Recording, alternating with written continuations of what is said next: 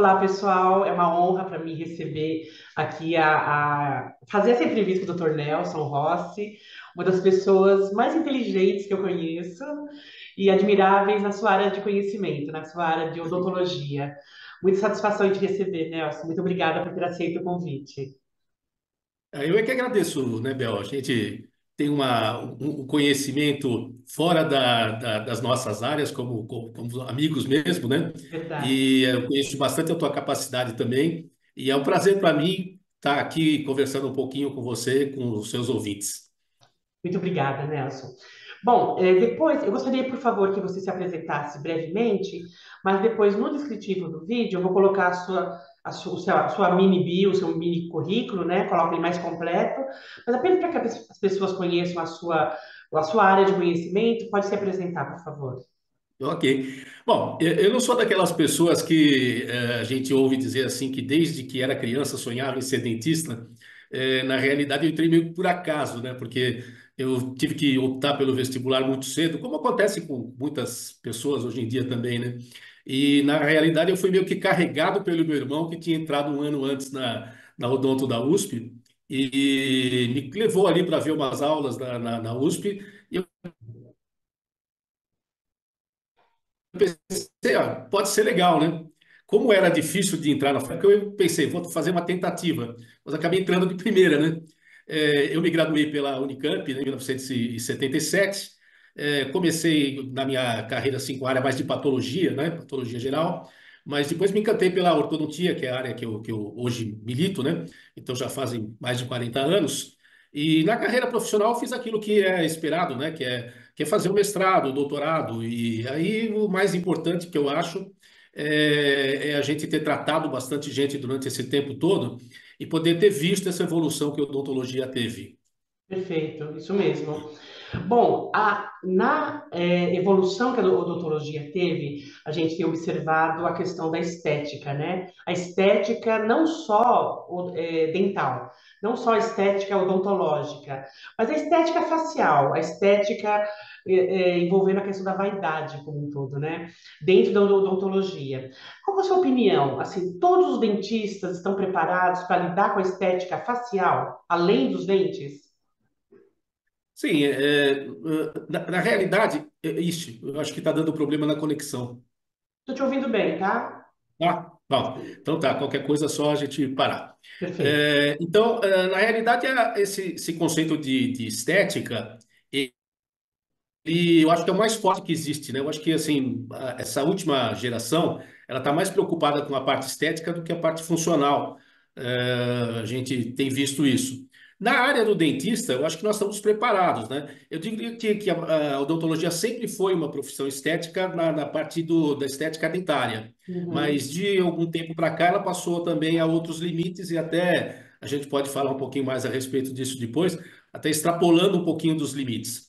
Mas digamos uhum. que dentro de um universo que foi mais ou menos acordo os conselhos federais de odontologia e de medicina, eu acho que a gente tem condição de trabalhar assim, sem maiores problemas.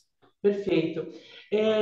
Anteriormente, há um tempo atrás, a questão do Botox, da aplicação de botulina, né, no rosto, e também a harmonização facial, e também a bichectomia. Depois eu gostaria que você entrasse um pouquinho nesse campo.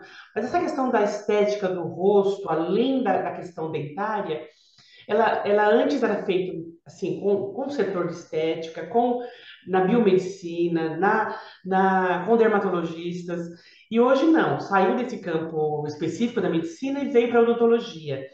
Tudo bem, você acredita que é válido que as pessoas façam esse tipo de procedimento com o dentista? Aí tem uma discussão bem ampla, né? Porque se a gente for ver outros países, em outros países a aplicação do Botox, por exemplo, ela é feita por técnicos, né? Assim, quem teve a oportunidade de viajar, por exemplo, para os Estados Unidos, ali, Orlando mesmo, né? Que é um destino bastante comum para os brasileiros, deve ter visto que em shopping centers, né, existem técnicos fazendo aplicação de Botox. E a aplicação de Botox, ela pode ter algumas intercorrências, mas elas talvez sejam mais leves, porque o efeito do Botox não é permanente, é um Perfeito. efeito que tem um pouco menos de duração, né? Às vezes Uhum. até uma reclamação de pacientes que a duração eles consideram pequena pelo custo. Mas o Botox é uma coisa, tá? Agora, a harmonização facial, aí ela é mais complicada, porque não sei se todos sabem, mas a harmonização facial, ela é uma especialidade da odontologia, né? Eu posso, se eu puder me alongar um pouquinho, sempre foram os médicos, especialmente os dermatologistas, que fizeram preenchimentos faciais, algumas áreas de, sim, claro, a cirurgia plástica também fazendo riditoplastia, e outros procedimentos cirúrgicos mesmo, né? Mas aqui no Brasil tem um limbo que os conselhos de classe, eles podem criar novas aptidões, tá? Então, muita gente não sabe, mas a harmonização facial, esse nome, harmonização facial, é uma especialidade da odontologia criada há mais ou menos 3 anos.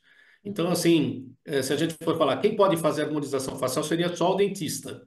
Então, Mas aí vem nasceu primeiro na odontologia? Jura? Eu não da sabia. odontologia. Esse nome é harmonização facial. Mas o que Certo. que os dentistas fizeram? Captaram procedimentos que eram feitos antes pelos médicos. Uhum. Então, existiu bastante litígio em relação a isso. O Conselho Federal de Medicina e o Conselho Federal de Odontologia.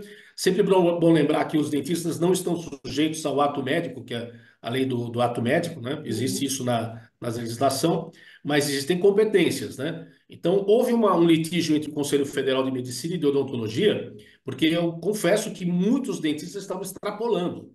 Então, fazendo cirurgias que são blefaroplastia, por exemplo, nas pálpebras, né? Uhum. Ritidoplastia para fazer o Nossa, lifting, né, isso não facial. é do dentista, do campo do dentista, Não é, não não é. é? Então, Aham.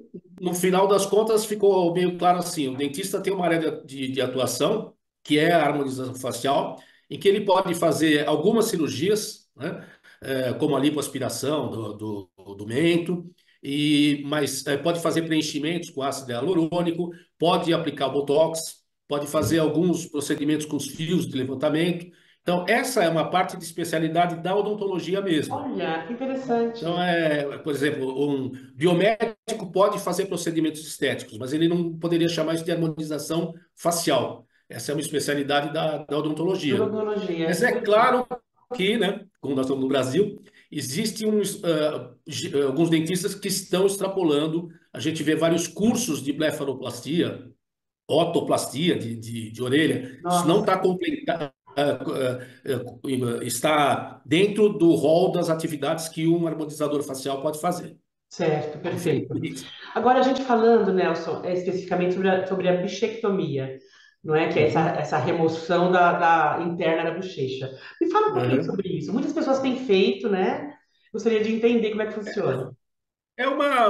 Essa, por exemplo, é uma cirurgia assim, muito mais da área da odontologia, porque ela é intrabucal, né? Certo. Embora a gente, assim, eu tenho muitos amigos, né, que são cirurgiões de cabeça e pescoço, otorrinos, né? E eu tenho certeza que eles fariam isso tirando de letra, né? Uhum. Então, por isso que tem eu acho que, inclusive, deveria ter uma regulamentação um pouquinho maior. Mas voltando à Certo. bichectomia em particular. Ela é a remoção de uma estrutura que nós temos, que todos nós temos, que é uma bolinha, né? No meu tempo chamava bola adiposa de Bichat, daí o nome bichectomia, Uhum. o corpo adiposo, né? E ele, como algumas áreas do corpo, ele incorpora a gordura com a idade. Então, ela faz com que a gente tenha um pouquinho de abaulamento das bochechas, né? Uhum. Isso seria a remoção por via interna dessa bola adiposa. Mas o que acontece é que, assim, claro, o dentista está apto a fazer isso, está dentro da área de atuação dele, mas eu acho os resultados, assim, eu acho que, olhando as evidências científicas, os resultados não são resultados tão, assim, não se pode classificar 100% que o resultado estético vai melhorar. Tem muita gente que faz, e inclusive fica com o rosto até mais fino do que deveria, e algumas pessoas que não adianta muita coisa, né? Normalmente, ela é uma cirurgia que é feita em complementação com outra área qualquer, ou outro procedimento estético qualquer, né? Certo. Mas tem gente que, inclusive, indica para pessoas que mordem a bochecha. Ah, tá. Internamente.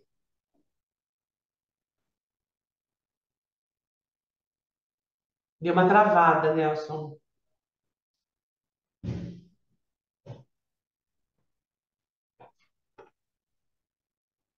Deu uma travada.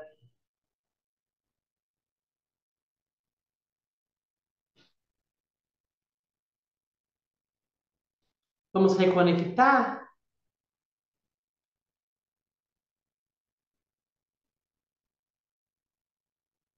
Voltamos. Voltamos. Depois na edição eu tiro esse pedacinho, tá bom? Não tem importância. Vamos lá. Beleza. Voltamos. Que bom. Bom, em relação a essa bichectomia, você disse que muitas vezes a pessoa tem esse excesso e que morde a bochecha, então seria bastante, teria uma boa indicação para esses casos.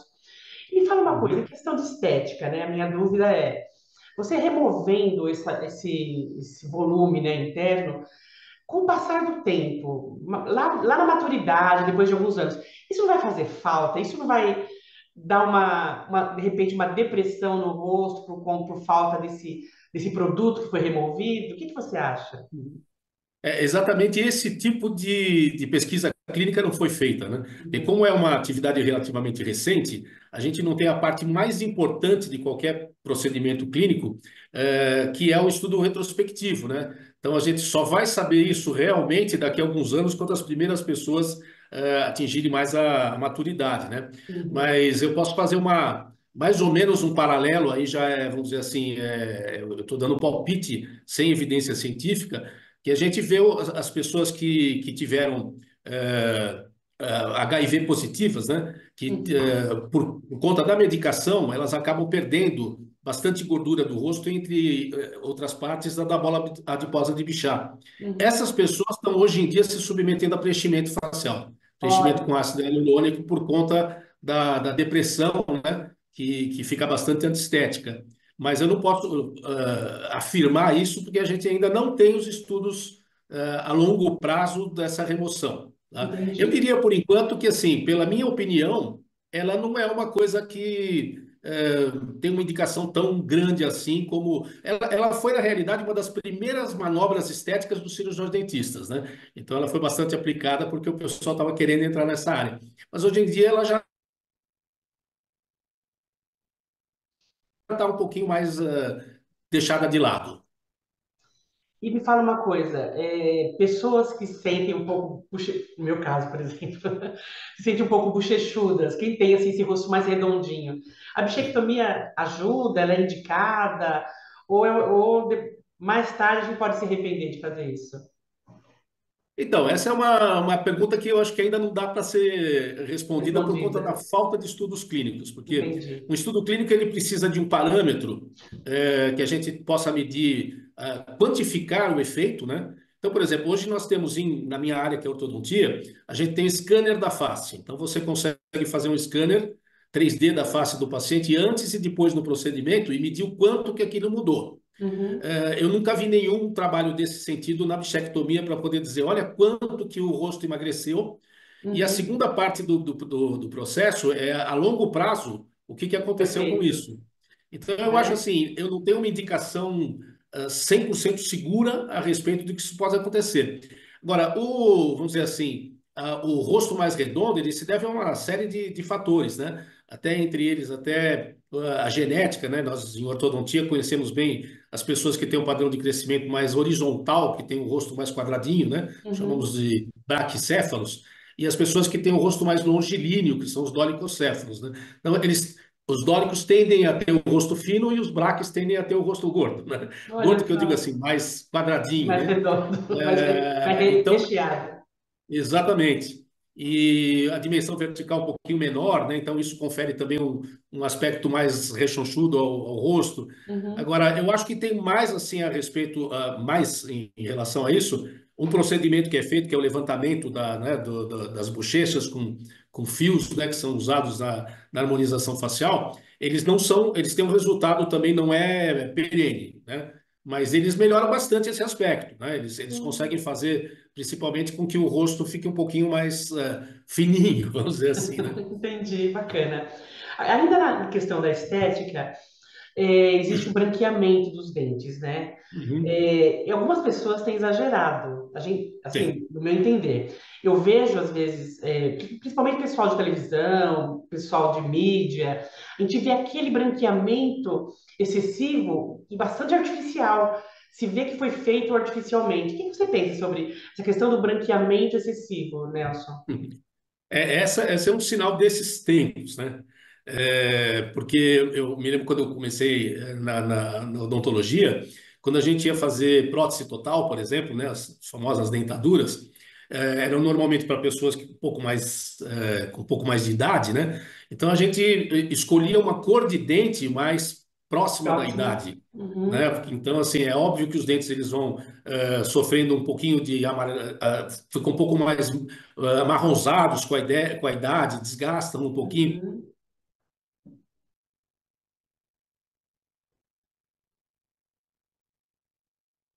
branca do que o dente de leite, né? Que é chamado dente de leite por causa disso. Nelson, Agora, desculpa, desculpa. Nelson, normalmente, só um minutinho, desculpa. Repete só então, esse finalzinho que deu uma travadinha, eu perdi a informação. tá.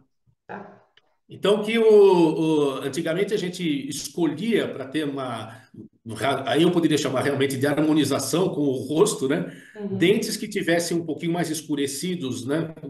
Eram feitos, inclusive, alguns desgastes para parecerem mais naturais. E o uhum. pessoal está invertendo essa ordem, querendo ter É, hoje em dia dentes mais claros do que nós chamamos de dente de leite, né? Que é o dente descido, nossa, que esse é se muito botar um branquinho. óculos para olhar o sorriso da Nossa! pessoa. E o que é pior, né? Não é com o clareamento ou com o branqueamento que é obtido isso, né? O branqueamento ele chega até uma determinada tonalidade, que vamos dizer assim, é bem clara, né? Muito mais clara do que Uhum, seria o natural, mas sim. não chega a ser um absurdo.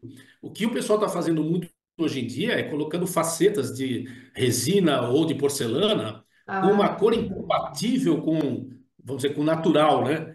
Mas acabou virando padrão. Realmente, como você falou, eu vejo hoje em dia aí o pessoal de música, os jogadores de futebol, todos eles assim que a gente olha e vê que aquilo não é nada natural. não é Mas todo natural. mundo quer aquilo. Infelizmente é Faceta um seria o quê? problema. É uma colocação de uma resina sobre o dente, é isso? Ela pode ser assim, de resina, que é como se fosse uma restauração. Tá? Certo. Então, uma capinha que a gente usa, a resina de restauração sobre o Uhum. esmalte natural. Ah, Essas são as entendi. facetas de resina. E as facetas de porcelana, elas são feitas em laboratório. Então, uma laminazinha de porcelana, tem gente que fala lente de contato, né? Você faz um leve desgaste no dente e depois Uhum. cimenta, cola aquela. Ah, entendi. Nossa.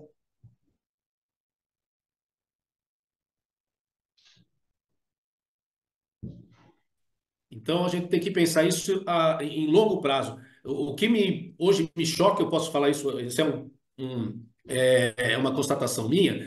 Esse procedimento ele é muito bom para pessoas que têm assim múltiplos dentes muito avariados, com cores diferentes. Isso sempre foi feito na odontologia. Uhum. Uma Mas o meu uniformização na receio cor, né?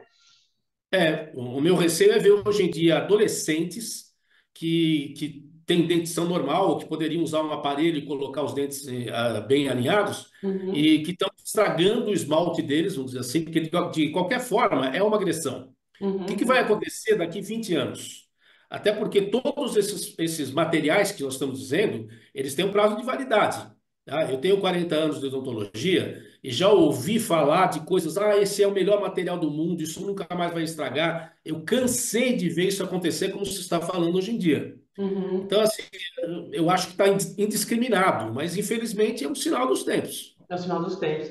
Antes de falar, eu gostaria depois de entrar na questão do aparelho bucal, né? Antes de falar nisso, você citou a prótese, né? A dentadura.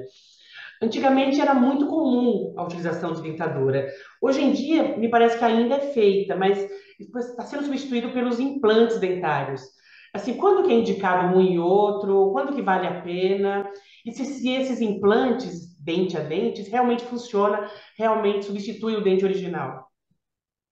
A gente pode dizer que, assim, de 20 anos para cá, com o advento do implante chamado ósseo integrado, que é um implante que consegue fazer com que o osso englobe muito bem aquele pino que é colocado dentro dos dentes, dentro das gengivas, ele substituiu a prótese.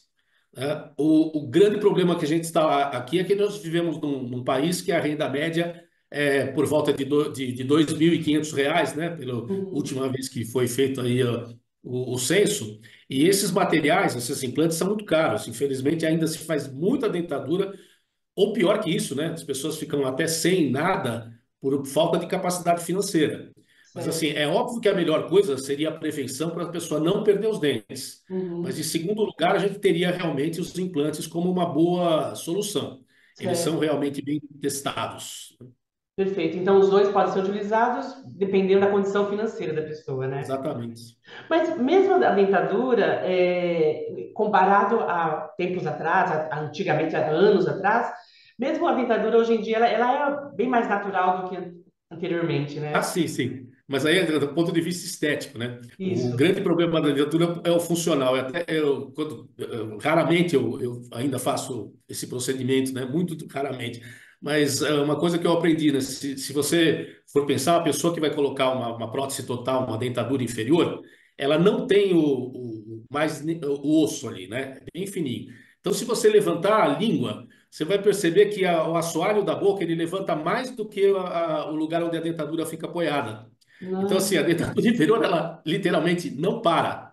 A pessoa tem que entendi. aprender a usar uma coisa que cada vez que ela falar determinadas palavras ou Pode elevar a língua, mexer, né? ela Pode. vai levantar, né? Então, do ponto de vista funcional, as primeiras tentativas de substituir, inclusive, a prótese total por implante, foi pela incapacidade que as pessoas têm de usar a parte inferior. A Olha parte superior, só, como tem um rebordo maior, é um pouquinho mais fácil de usar. mais fácil.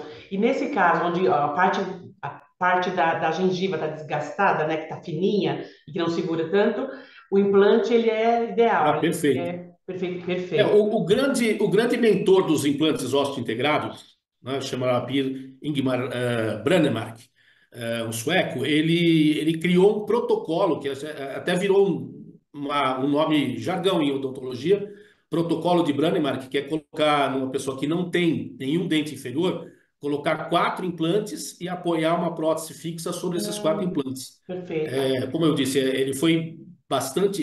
Talvez ele seja o procedimento mais usado em implantodontia por causa da dificuldade de manter as próteses inferiores. E ele Perfeito. realmente é bastante estudado e eu acho que é uma ótima solução.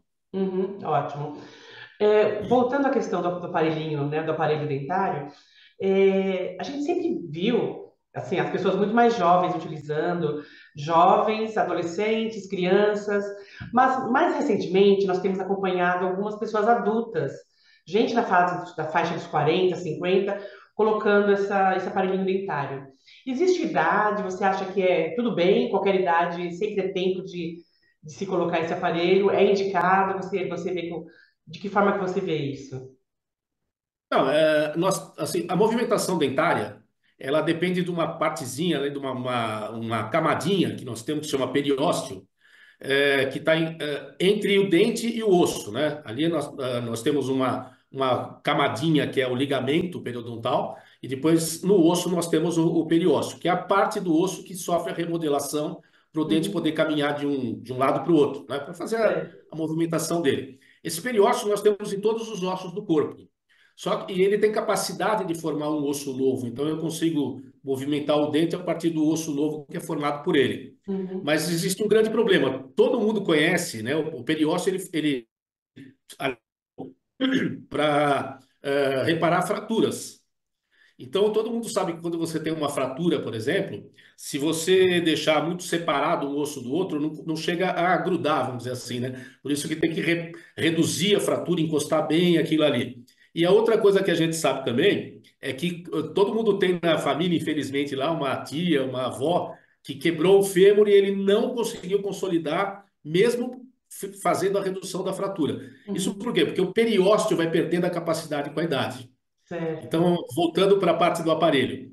Quanto mais velho, pior, né? Porque você tem essa membrana, esse periósteo, ele não tem a mesma reação que ele teria no indivíduo jovem. Uhum, Mas o que vai acontecer é que o tratamento pode demorar mais tempo e muitas vezes não ser tão eficiente como a gente faria num adolescente. A uhum. fase ideal é o adolescente, o adulto jovem, mas é possível colocar aparelho em qualquer idade, desde que você respeite esse limite biológico da capacidade de formação e reabsorção do osso durante a movimentação. Perfeito. Então dá para Agora, colocar, mas demora. certo. Muitas vezes as pessoas procuram aparelhinho porque existe assim um foco na questão da perfeição, né? Todo mundo quer pele perfeita, cabelo perfeito, dente perfeito. E aí ali às vezes não tá nem muito tortinho, tá tranquilo e a pessoa vai e coloca o aparelho. Você acha que é necessário buscar essa perfeição no dente, Nelson? Assim, é necessário, é importante que a pessoa tenha os dentes absolutamente alinhados, sem nenhum, nada fora do lugar. Como é que você vê isso? Essa busca pela Ah, eu diria que perfeição. não, né? Eu fazer minhas perguntas, por exemplo, do professor Ivo Pitangui, né? Que as pessoas perguntavam para ele assim, mas o senhor tem rugas e tal? Ele falou, eu estou bem com as minhas rugas. Então, é mais ou menos o que eu mesmo posso dizer isso, porque os meus dentes não são perfeitos, inclusive cor, né? Eu já sou uma pessoa com mais idade, então não faria um clareamento nem nada disso, porque eu acho que ficaria incompatível com a minha própria idade, né? Uhum, E a mesma coisa acontece com os dentes. Não, não existe, antigamente existia um mito, né? Eu acho que é até importante quebrar isso aqui, que a má posição dos dentes podia causar alterações da articulação, né? Muita gente ainda coloca aparelho por conta desse mito. Mas uhum, isso não é realidade, tá? Isso já está provado que o alinhamento dentário ele não é o principal responsável por problemas da articulação. Então, eu diria que assim, é uma questão individual, né? Eu me lembro, por exemplo, que na minha infância, adolescência, chegaram a ter algumas épocas em que o dente encavalado era bonitinho. Eu me lembro de várias pessoas, a própria cantora Madonna, né? Ela tinha um diastema enorme, aquela separação entre os incisivos. Quando uhum. ela começou a carreira dela, não mexia com aquilo. Um tempo depois ela fechou, né? Então, quem conhece a Madonna nova agora, Olha só, é de hoje em verdade. dia, Aham, ela, então alguma coisa realmente mudou na cabeça dela, né? Então, eu uhum, diria que, assim, não é 100% necessário você ter todos os dentes alinhados. Agora, há quem diga, existem até alguns estudos em relação a bullying de crianças. Né? uhum. Isso já são estudos mesmo que mostram que as crianças sofrem mais bullying na escola por ter problemas dentários, problemas de posição dentária. E Certo. existe assim, na verdade foi só uma entrevista com pessoas que fazem captação de funcionários, que o aspecto do alinhamento dentário é importante na entrevista de Entendi. emprego, né? Olha Não é um só. estudo aprofundado, mas eu Uhum. diria que, de repente, está ficando uma condição importante, né? Ter esse alinhamento dentário. É quase como uma pessoa fosse mutilada se ela não tivesse. Entendi. Agora, bom, estamos chegando ao final da nossa entrevista, Nelson, mas está sendo um prazer conversar com você. Tem tantas informações, e vão surgindo novas questões, muito, muito legal viu, saber dessa área. Agora, assim, para a gente encerrar uma última pergunta, é assim, a gente, com o envelhecimento, me parece assim que existe talvez uma fragilidade maior da gengiva, e existe uma propensão eu tô falando como leiga, tá? Uma propensão a que a pessoa possa perder os dentes. Existe uma forma de prevenir isso? Existe uma forma da gente tornar a gengiva mais forte, ou seja pela higiene, seja por alimentação, existe alguma coisa que a gente possa fazer para preservar os dentes para sempre? Isso é muito importante, eu acho. É, é, bom, eu diria que assim, a maior prevenção realmente é a higiene, né? E Higiene. existem fatores como osteoporose, diabetes, que influem assim, não na qualidade do esmalte, porque o esmalte é formado antes do dente nascer, ele já tem praticamente o esmalte formado, antes dele aparecer. E não existem muitas alterações que possam afetar o esmalte dentário, a não ser o desgaste natural com a idade, né? O Uhum, desgaste é uma coisa normal. Agora, o grande problema que nós temos é a gengiva e o osso alveolar, que é o osso que envolve as raízes dos dentes, né? uhum, Ele é protegido, vamos dizer assim, pela gengiva. A partir da gengiva é que a gente começa a perder o osso. Então, a higiene é muito importante, porque o que é chamado antigamente de placa bacteriana, né, o biofilme, qualquer coisa que a gente coma, ou própria saliva, de repente, ela pode formar uma película na qual aderem as bactérias. Então, uhum, a principal perda dentária no adulto acontece por doença periodontal, que seria assim, o fundamental é a higiene agravada por comorbidades como diabetes, osteoporose e daí para frente, né? Então, acho que a única maneira que a gente teria seria realmente manter a higiene melhor possível, né? Perfeito. Entre outras coisas também, ter não ter, né, agora eu vou dizer assim, o ideal seria, né, mas é muito difícil, que a pessoa não tivesse um outro problema que é muito comum na população, que é o bruxismo, que é o ranger os dentes, Hum, ou pior, que o bruxismo ele é captado, alguém consegue perceber que a pessoa range os dentes. É o apertamento. O apertamento é uma forma que a pessoa tem, como se fosse um bruxismo, mas sem. E ela, sim, é uma coisa que não vai ter, pode trazer problemas para a manutenção dos dentes mesmo, e principalmente para a articulação temporomandibular. Essa é importante, né? Então, você assim, é pode muito ter importante que a pessoa. Pois não? desculpa. Você pode ter um apertamento sem ter bruxismo? É o mais comum. Olha, não Por exemplo, sabia. muitas pessoas, até o meu caso, quando eu estou muito concentrado fazendo uma coisa difícil, eu tendo a ver que eu estou apertando muito. Uhum. Então, a gente não percebe, porque quase que assim é o meu jeito, tá? Mas ele é muito mais prejudicial do que o bruxismo. O bruxismo Olha. ele é prejudicial para o esmalte dos dentes. Uhum. Ele